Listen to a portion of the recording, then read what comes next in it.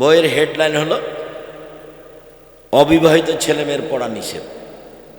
যে দেখে সেই পড়ে, যে দেখে সেই পড়ে। আমিও পড়ে দেখলাম, তবে আমি বিবাহ অবস্থায় পড়েছি, বিবাহ করার পরে। তো লেখা আছে, অনেক কথাই লেখা আছে, তার দুই একটা। ভরা পেটে স্ত্রী মিলন হলে ছেলে ভ্যাংচা হয়, সফরের পূর্বে স্ত্রী মিলন হলে ছেলে টেরা হয়, চন্দ্র সূর্য গ্রহণের সময় স্ত্রী মিলন হলে ছেলে কানা হয়। এগুলো লেখা আছে। আল্লাহুস সামাদ। সব কথাগুলি, গোটা আলোচনাটা কোরআনের বিরোধী। কোরআন মাজিদে আল্লাহ তাআলা বলছেন, নিসাউকুম হারসুল লাকুম ফাতু হারসাকুম আন্না শিতুম। তোমাদের স্ত্রী তোমাদের ক্ষেত, তোমাদের স্ত্রী তোমাদের জমি। তোমরা তোমাদের জমিতে আসো, তোমাদের খেতে আসো তোমাদের ইচ্ছা মতো। সকালেই কি, বিকালেই কি, দুপুরেই কি, ভরা পেটেই কি, সফরের পূর্বেই কি, আর চন্দ্র সূর্যগ্রহণ লাগলেই কি আর না লাগলেই কি। অবাক কথা, একটা কথাও সত্য, অথচ যুগ যুগ ধরে শতাব্দীর পর শতাব্দী বই লেখা আছে, চলছে ধর্মের নামে। এই বক্তা আর এই বই যখন দেখি তখন আমার মনে হয় এগুলো হলো পুঁথির গান। আমরা চাঁপাইনবাবগঞ্জের মানুষ, গরমের দিনে বাইরে বসে মানুষ পুঁথির গান পড়তো, বইয়ে লেখা আছে এগুলো বলতো। 6 মাসের রাস্তা মর্দ 6 দিনে গেল, ঘোড়ায় চড়িয়া মর্দ হাঁটিয়া চলিল। পুঁথির বইয়ে লেখা আছে 6 দিনের রাস্তা মর্দ 6 দিনে গেল, ঘোড়ায় চড়িয়া মর্দ হাঁটিয়া চলিল। এটা কেমন কথা? ফাতেমা কান্দিয়া কয়, আজ বুঝি হুসাইন কারবালাতে শহীদ হয়। ফাতেমা কান্দিয়া কয়, আজ বুঝি হুসাইন কারবালাতে শহীদ হয়। যেই দিন হুসাইন রাদিয়াল্লাহু তাআলা আনহু ইরাকের মাটিতে কারবালার মাঠে শহীদ হন, তার 49 বছর আগে ফাতেমা মারা গেছে। 49 বছর আগে। কেমনে ফাতেমা বললেন যে ফাতেমা কান্দিয়া কয়, আজ বুঝি হুসাইন কারবালাতে শহীদ হয়? কেমনে হয়? এরই নাম ধর্ম, মিথ্যা ধর্ম। কিভাবে চলছে? বই, পুস্তক, কলম, মৌলানা সাহেবের বক্তব্য কেউ একটু দেখেও না, যে শুনছে সেও না। আন্ধা को আন্ধা পড়াতে হয়, दोनों के दोनों बराबर है। অন্ধকে অন্ধ পড়াচ্ছে। মহান আল্লাহ বলেন, জাদিলহুম বিল্লাতি হি আহসান। মুহাম্মদ সাল্লাল্লাহু আলাইহি সাল্লাম, আপনি যখন তর্ক বিতর্ক বা প্রতিবাদমূলক কথার প্রয়োজন আসবে, তখন আপনি সুন্দরটা বলবেন। ও যাই বলুক, ও গালি দেখ, কুকুর লাগিয়ে দেখ, পাগল বলুক, জাদুঘর বলুক, গণক বলুক, যেগুলো লেখা আছে সেগুলো জাদুঘর। বলছে মোহাম্মদ জাদুঘর, মোহাম্মদ জাদুকর একজন, মোহাম্মদ একজন পাগল, মোহাম্মদ একজন গণক, ওকে কুকুর লাগিয়ে দে, ধোলা লাগিয়ে দে। বলছে যে মাত্রই একজন মাবুদ সপ্তম আকাশের উপরে থাকে। ছি ছি ছি ছি ছি, 360 জন মাবুদকে বলছে একজন, তবুও বলছে সপ্তম আকাশের উপরে থাকে। 360 জন মাবুদকে কয়জন বলছে? একজন। আবার কি বলছে? সপ্তম আকাশের উপরে। এসব কথা মানা যায়? ওকে জেলে দিয়ে দে, হত্যা কর, ওকে দেশ থেকে তাড়িয়ে দে। এগুলো হলো মানুষের কথা। যা বলুক আপনি উত্তর দিবেন তার চেয়ে সুন্দর। মহান আল্লাহ বলেন, ফাবিমা রাহমাতিম মিনাল্লাহ লিনতা লাহুম ওয়ালাউ কুনতা ফাদ্দান গালিদাল কলব লানফাজ্জু মিন হাওলিক। মুহাম্মদ সাল্লাল্লাহু আলাইহি সাল্লাম, আল্লাহর পক্ষ থেকে বড় দয়া যে আপনার স্বভাবটা নরম। আপনি যদি কর্কশ স্বভাবের হতেন, আপনার যদি চাল চলন খারাপ হতো, তাহলে মানুষ আপনার পাশ থেকে সরে যেত। শুনুন, কয়েকটা আদেশ আপনাকে। এক, ফাফু আনহুম, আপনি মানুষকে মাফ করুন। মানুষ গালি দিয়েছে, অন্যায় করেছে, যে যা করেছে সেটাকে আপনি কি করে দেন? মাফ করে দেন। এটা আদেশ। 2, আস্তাগফিরুল্লাহ। শুধু মাপ নয়, ওরা যে আপনাকে গালি দিয়ে পাপ করেছে, এখন আপনি আল্লাহকে বলেন, আল্লাহ ওরা আমাকে গালি দিয়ে যে পাপ করেছে সেটা তুমি মাফ করে দাও। শুধু ক্ষমা নয়, প্রথম আদেশ ক্ষমা করুন, দ্বিতীয় আদেশ তাদের জন্য ক্ষমা চান। অসাবের হুমফিলাম, কাজ পরামর্শ করে করবেন। কাজের সিদ্ধান্ত নিলে আল্লাহর ওপরে ভরসা করে কাজ করবেন। 4টে আদেশ করলেন একসাথে। সম্মানিত দিনী ভাই বোন, আল্লাহ তাআলা আমাদের নবীকে সদাচরণের কথা এইভাবে বলেন। আবু হুরায়রা রাদিয়াল্লাহু তাআলা আনহু বলেন, রাসূল সাল্লাল্লাহু আলাইহি সাল্লাম বলেছেন, আর রাহমাতুশ শুহনাতুন মিনার রহমান। সদাচরণ, এই সদাচরণ জিনিসটা এইটা রহমানের ভিতর থেকে বের হয়েছে। যে রহমান, রহমানের ভিতর থেকে বের হয়ে এসেছে। কাল আল্লাহ তাআলা, এখন রহমান বলছেন, আল্লাহ বলছেন, সদাচরণ মান অসালাকে, সদাচরণ মান অসালাকে অসালতুহু অমান কাতাকে কাতাতুহু। সদাচরণ তুমি মনে রেখো, আমি আল্লাহ বলছি। সদাচরণ তুমি মনে রেখো, আমি আল্লাহ বলছি। তোমাকে যে নিবে আমি তাকে নিব, তোমাকে যে ছেড়ে দিবে আমি তাকে ছেড়ে দিব। সদাচরণ নেই যার, আল্লাহ নেই তার। তো কিভাবে খাই? হিন্দু যেভাবে খায়। হিন্দুর উপর তো আল্লাহর কোনো বিশেষ দয়া নাই, ও তো সরস্বতী, ভগবতী, কালী, দুর্গা। তো ওখানে আর আল্লাহর দয়ার থাকবে কি করে? তো পৃথিবীর বড় বড় বৃত্তশালী মানুষ তো ইহুদি, খ্রিস্টান, হিন্দু, অথচ তাদের কোনো নেকি নেই। শয়তানের কাজ ইহুদির কাছে নেই। কোনো ইহুদি মহিলাকে যদি শয়তান গিয়ে বলে যে মাথায় কাপড় দিস না, মাথায় কাপড় দিস না, তো শয়তান এটা বলবে না, এই জন্য যে শয়তান 14 লেবের পড়া। শয়তান জানে যে ও জাহান্নামে যাবে। খ্রিস্টানের কাছেও তার কোনো কাজ নাই, হিন্দুদের কাছে তার কোনো কাজ নাই, শিয়াদের কাছে তার কোনো কাজ নাই, কাদিয়ানীদের কাছে তার কোনো কাজ নাই। আপনারা যারা ধর্ম মানতে চান, কাজ তার এইখানে। ও একেবারে জীবন বাজি রেখে প্রাণপণে চেষ্টা চালিয়ে যাচ্ছে, যে কোনো মূল্যে আপনাকে সে বিপদগামী করবেই। তাহলে মধ্যখানে শয়তানের একটা কথা আপনাদের সাথে পেশ করি। শয়তান আল্লাহর সামনে কি বলছে? ইবলিস, আল্লাহ বলছেন, শয়তান তুই যে আদমকে সিজদা করলি না, তো বের হয়ে যা, যা। তো শয়তান বলছেন, আমার একটা কথা শোনেন। হ্যাঁ বল, কি শুনবো? আমাকে কিয়ামত পর্যন্ত বেঁচে থাকার সুযোগ দিতে হবে। আচ্ছা ঠিক আছে, একটা সময় পর্যন্ত দিলাম। তাহলে এবার শোনেন, এবার শয়তান বলছে, আরবি ভাষায় বলছে, রব্বি, ও আমার প্রতিপালক। শয়তান বলছে, ও আমার প্রতিপালক, তোমার সম্মানেরই কসম করে বলছি, তোমার ইজ্জতের কসম করে বলছি, তোমার মর্যাদার কসম করে বলছি, লাউবিয়ানাল ইনসানা মা দামাত আরহুম ফি আসাদিহিম। আদমের ছেলেমেয়ের দেহে যতক্ষণ শ্বাস থাকবে আমি তাকে ভুল পথে নিয়ে যাবই যাবই যাবই। ও কিভাবে জান্নাতে যায় তা আমি দেখে ছেড়ে দেব। ভাষা এইভাবেই আছে। তাহলে আপনি কি বুঝতে পারছেন আপনার সাথে শয়তানের অবস্থা?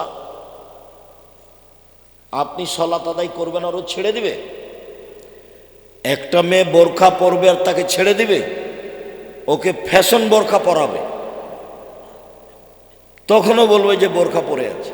বোরখাও যদি পরে তাহলে ওকে প্রেমের গল্প করিয়ে নেবে, বোরখার ভিতর দিয়ে করাবেই, সে জিদে আছে।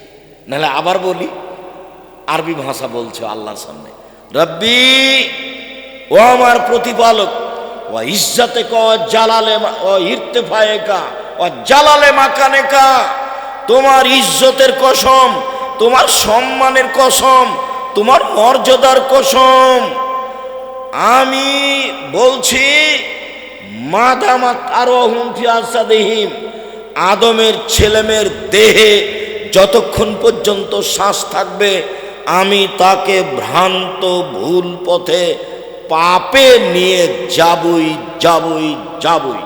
ও কেমনে জান্নাতে যায় তা আমি দেখে ছেড়ে দেব। যতদিন আপনার দেহে শ্বাস আছে, বুড়া মানুষে জেনা করবে, বৃদ্ধ মানুষ। আর দিন যত যাবে মানুষের চরিত্র তত ইহুদি খ্রিস্টানদের সাথে মিশে যাবে। এটা হলো আল্লাহ রসুলের আফসোস। রাসূল সাল্লাল্লাহু আলাইহি সাল্লাম জাতির সামনে বললেন, পৃথিবীর মানুষ শুনে রেখো, আমি বড় দুঃখের সাথে বলছি, পৃথিবীর মানুষ শুনে রেখো, আমার উম্মত ইহুদি খ্রিস্টানদের সাথে মিশে যাবে। চাল চলনে, কথাবার্তাতে, খাতা কলমে, কৃষ্টি কালচারে, পোশাক আশাকে, চুল ছাঁটাতে, নিয়ম কানুনে আমার উম্মত মিশে যাবে ইহুদি খ্রিস্টানদের সাথে। চলাফেরাতে, পোশাক আশাকে, চাল চলনে, অফিস আদালতে, কোর্ট কাছারিতে, খাতা কলমে, শিক্ষা প্রতিষ্ঠানে এমন ভাবে মিশে যাবে, ডান হাতের বিঘত যেমন বাম হাতের সমান, বাম হাতের বিঘত যেমন ডান হাতের সমান, সমান সমান যেমন মিশে যাবে তেমন। ডান পায়ের জুতা যেমন বাম পায়ের সমান, বাম পায়ের জুতা যেমন ডান পায়ের সমান, সমান সমান যেমন মিশে যাবে তেমন। এইভাবে বলতে বলতে এবার ভাষার নিচে নামতে লাগলেন। নামতে নামতে বলছেন, পৃথিবীর মানুষ শুনে রেখো, ইহুদি খ্রিস্টান যদি মায়ের সাথে জেনা করে থাকে, আমার উম্মত তোমার সাথে জেনা করবে। আপনি বুঝতে পারছেন না যে ভালো ঘরের ছেলে উপরে চুল আছে, সব চাঁচা আছে নিচে চতুর্দিকে, এইটা কি সাজ করে দাড়ি করা আছে সুন্দর করে, এমন ভাবে কেটে রেখেছে। মাথায় টুপি আছে, বাপে টুপি মাথা দিয়ে আছে, আর মেয়ে একবার স্কিন পায়জামা পরে আছে, অঙ্গ প্রত্যঙ্গ সব দেখা যাচ্ছে। ওর গায়রিয়াত আছে, ওর আত্মমর্যাদা আছে, ওকে গায়রিয়াত বলে। ওর শরীরে পুজ আছে। ওই বাপের, ওই স্বামীর আত্মমর্যাদা নেই, গায়রিয়াত নেই, ওর স্বভাব ভালো নয়, ওর চরিত্র ভালো নয়, ও বাপ নয়, ও বাপ শিক্ষিত নয়, ওর গায়রিয়াত নেই, ওর আত্মমর্যাদা নেই, ওর গায়ে সব পুজ, ওর রক্ত কাজ করে না। নইলে কিভাবে থাকে? তার স্ত্রী সারাদিন বাজারে ধাক্কা খাই, এখানে মেয়েগুলো হাঁটছে, ওর বাপ নাই। ওই যে সারাদিন বাজার করছে, ওর বাপ নাই, ক্লাস 10-এ পড়ে ও। তার মানে 3 বছর হলো যুবতী হওয়া, বিবাহ হলে 2টা ছেলে হতো। কষ্ট লাগে, কষ্ট লাগলে আসে যায় না। ওটা তো আপনারই মেয়ে। বলেন যে আপনি যা দেখেছেন সব হিন্দুর মেয়ে, খারাপ লাগে না কেন? খারাপ লাগা উচিত। জন্ম দিয়েছেন আপনি, সংশোধন করবো আমি? জি না, আমার উম্মত মিশে যাবে ইহুদি খ্রিস্টানের সাথে, এইটাই। আমার উম্মত মিশে যাবে ইহুদি খ্রিস্টানের সাথে পোশাক পাতিতে। পুরুষের চেয়ে মহিলার লজ্জা কম, পুরুষের চেয়ে মহিলার লজ্জা কম। রাস্তাঘাটে যেখানে দেখবেন পুরুষটা বেশ সুন্দর জামা গায়ে আছে, পরনে প্যান্ট আছে, গলায় টাই আছে, বেশ সুন্দর পোশাকে আছে, আর বউ কেমন হয়ে আছে, যে সেটা তো আপনিও জানছেন, সবাই জানছে।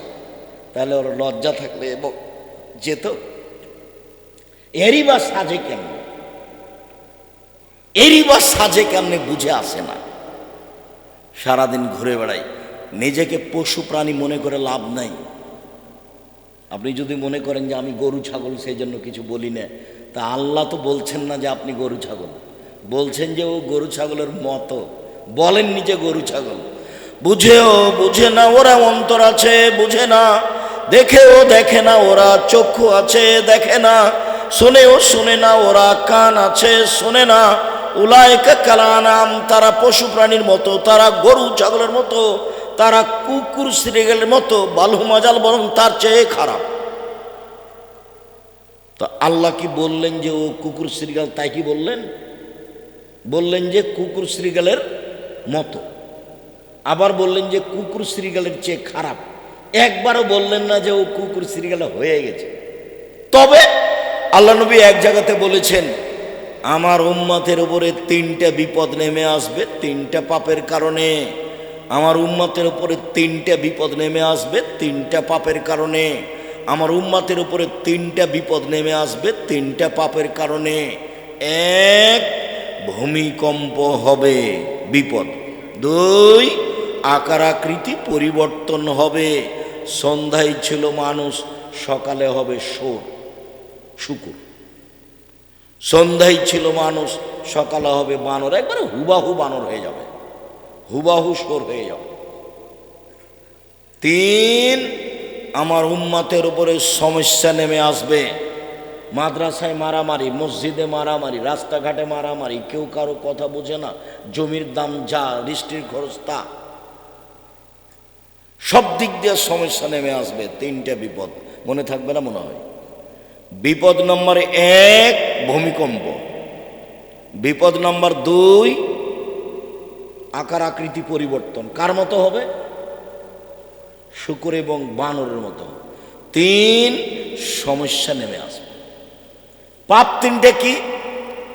1, এই যে সারেবুল খমরা, মানুষ যখন নেশাদার দ্রব্য পান করবে, বিড়ি, তামাক, জর্দা, সিগারেট, গুল, পেপসি, ঠান্ডা, কোকাকোলা, আরসি, এগুলো সব মদ,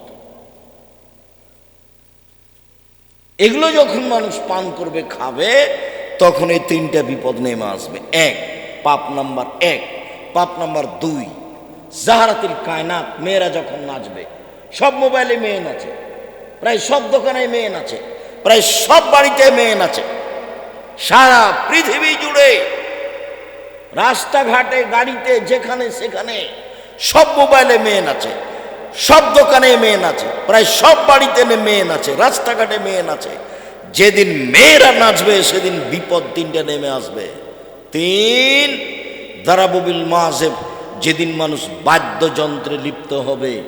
সব মোবাইলেই বাজনা বাজে, সব বাড়িতেই বাজনা বাজে, প্রায় সব দোকানেই বাজনা বাজে, প্রায় সব গাড়িতেই বাজনা বাজে, দোকানপাটে বাজনা বাজে, রাস্তাঘাটে বাজনা বাজে। বাজনা ছাড়া বিবাহ হয় না বৃত্তশালী অশিক্ষিত মানুষের। বৃত্তশালী অশিক্ষিত মানুষের বাজনা ছাড়া বিবাহ হয় না। আল্লাহ নবী বলছেন 3টে বিপদ নেমে আসবে 3টা পাপের কারণে। পাপ 3টা মনে থাকবে না? সিরিয়াল মনে নাই, এখন আবার জিজ্ঞাসা করলে খুঁজে পাওয়া যাবে না। 1, নেশাদার দ্রব্য। 2, মেয়েদের নাচ। 3, বাদ্যযন্ত্র। সহজ, মানুষের সাথে আছে 3টেই। 1, বিড়ি, তামাক, জর্দা, সিগারেট, গুল, ঠান্ডা, পেপসি, আরসি, কোকাকোলা, আরো যত মদ আছে, ইয়াবা, গাঁজা, যা কিছু আছে। 1, তাহলে বিড়িটা মনে রাখেন, তাহলে এদিক দিয়ে সব ধরে নিন। 2, মেয়েদের নাচা, তা আপনার মোবাইল। 3, বাদ্যযন্ত্র, সেটা আপনার মোবাইল। মোবাইল আপনার জন্য ভালো কাজে আসবে এটা খুব কম, আপনি চিনতে পারেননি। মোবাইলে আপনার কত মেয়ের নাম্বার আছে, তোমার মাথা থেকে গোবর আছে যুবক। তুমি যে মেয়েটার সাথে কথা বলছো জেনার দিন রাত, ওইরকম আরো 10 জনের সাথে তার জেনার গল্প হয়।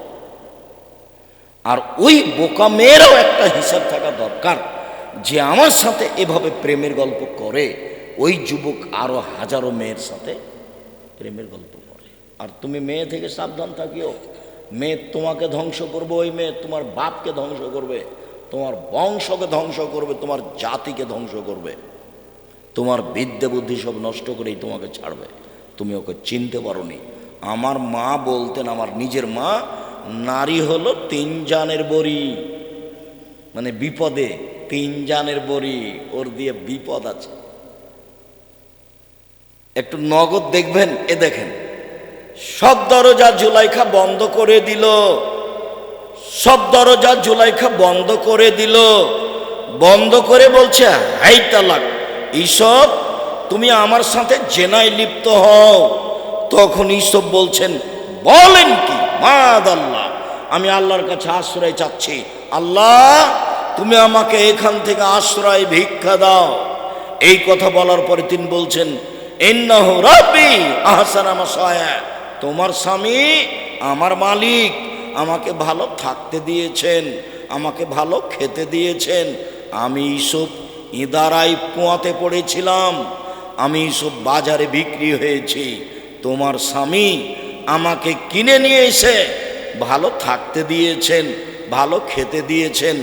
আমি তোমার সাথে বিশ্বাসঘাতকতা কিভাবে করতে পারি? এটা অসম্ভব হতে পারে না। এই বলে তিনি দৌড় দিলেন। দরজা খুলে বের হয়েছে এটা বোঝা যায় না, খুলে বের হয়েছেন এটা বোঝা যায় না। আগে আগে বের হলেন ইউসুফ, পিছে পিছে বের হলো জুলাইখা। সেখানেই ছিল জুলাইখার স্বামী। জুলাইখা বলল, এই দেখেন, এই লোককে বাড়িতে রেখেছেন, আপনার স্ত্রীর সাথে ও জেনা করতে চায়। এ দেখেন, মেয়ে কথা উল্টিয়ে দিল, নারী কথা উল্টিয়ে দিল, আপনাকে ধ্বংস করেই ছাড়বে। জীবনে আর কোনোদিন ওই নাম্বারে কথা বলবেন না। কথা শুধু উল্টে দেয়নি। জুলাইখা বলল, আপনি কি শাস্তি দিবেন? আরে আপনি কি শাস্তি দিবেন? আমি জুলাইখা বলছে একে যথাযথ পিটন দিতে হবে, নইলে জেলখানায় বন্দি করতে হবে। 12 বছর জেল হলো। কতদিন? 12 বছর। জেল শেষে মালিকের পক্ষ থেকে ইউসুফকে ডাকতে আসা হলো। ইউসুফ আলাইহিস সালাম বলেন, জি না, অসম্ভব। জুলাইখাকে জাতির সামনে ঘোষণা দিতে হবে আমি জুলাইখা অন্যায় করেছি, ইউসুফ অন্যায় করেনি। যতদিন পর্যন্ত জুলাইখা জাতির সামনে এই কথা না বলবে, ততদিন পর্যন্ত ইউসুফ জেল থেকে বের হবে না। আমাদের নবী মুহাম্মদ সাল্লাল্লাহু আলাইহি সাল্লাম বলেন যে আমি যদি ওখানে থাকতাম, ইউসুফের ধৈর্য আমার চেয়ে বেশি, ইউসুফের ধৈর্য আমার চেয়ে বেশি। আমি যদি জেলে থাকতাম 12 বছর, আর সরকারিভাবে লোক যদি আমাকে ডাকতে আসতো, তাহলে আমি বলতাম চলো চলো চলো চলো, এ কথা আমি বলতাম। ইউসুফের ধৈর্য আমার চেয়ে বেশি, এ কথা কে বলছেন? মুহাম্মদ সাল্লাল্লাহু আলাইহি সাল্লাম বলছেন। জুলাইখা সাবধান থাকবেন। আয়েশা রাদিয়াল্লাহু তাআলা আনহা বলেন, সদাচরণ আল্লাহর আরশ ধরে ঝুলন্ত অবস্থায় আছে। সদাচরণ ঝুলন্ত অবস্থায় আছে, কথা বলতে পারে। বলছে, পৃথিবীর মানুষ শোনো, মান অসালানি অসালাহুল্লাহ, আমাকে যে নিবে আল্লাহ তাকে নিবে, আমাকে যে ছেড়ে দিবে আল্লাহ তাকে ছেড়ে দিবে। সদাচরণ বলছে। মা আর চাচি, তোমার মা হলো বড়, তোমার মা হলো ছোট, আর তোমার চাচি হলো বড়। তোমার চাচির কারণেই গন্ডগোল হয়েছে। এরপরেও সকাল হতে হতে তোমার মা তোমার চাচির হাত ধরে ক্ষমা নিবে, বলবে আপা ভুল হয়েছে, চলেন একসাথে থাকি। 24 ঘন্টা কথা বন্ধ করার সুযোগ নেই। তোমার মা ছোট, যা বুঝেন, যা বুঝেন আপনারা, দুই যা তো যাই বলে না, জি, ছোট বড় জায়ের কারণে গন্ডগোল হয়েছে।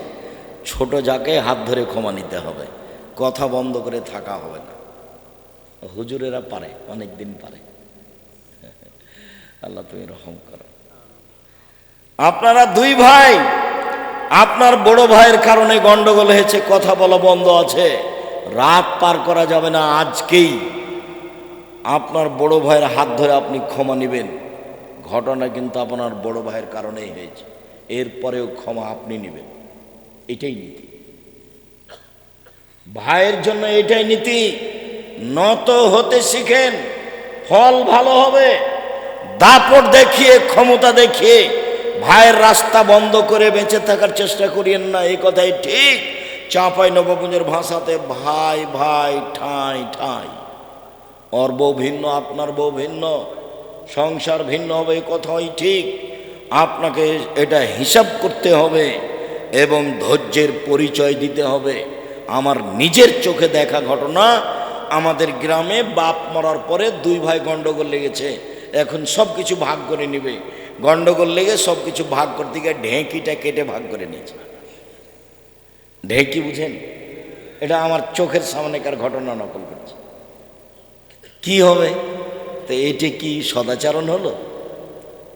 পৃথিবীতে সদাচরণের সবচেয়ে যোগ্য অধিকারী কাছের মানুষকে মা।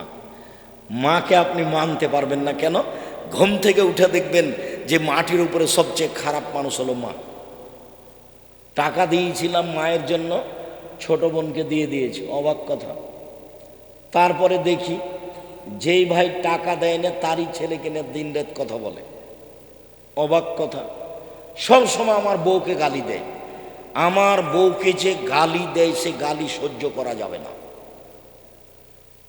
তো এখন আপনারা দুই ভাই বোন মাত্র, বোনের বিবাহ দিয়েছেন, যে ছেলের সাথে ও ছেলে নিয়ে চলে গেছে দুবাই।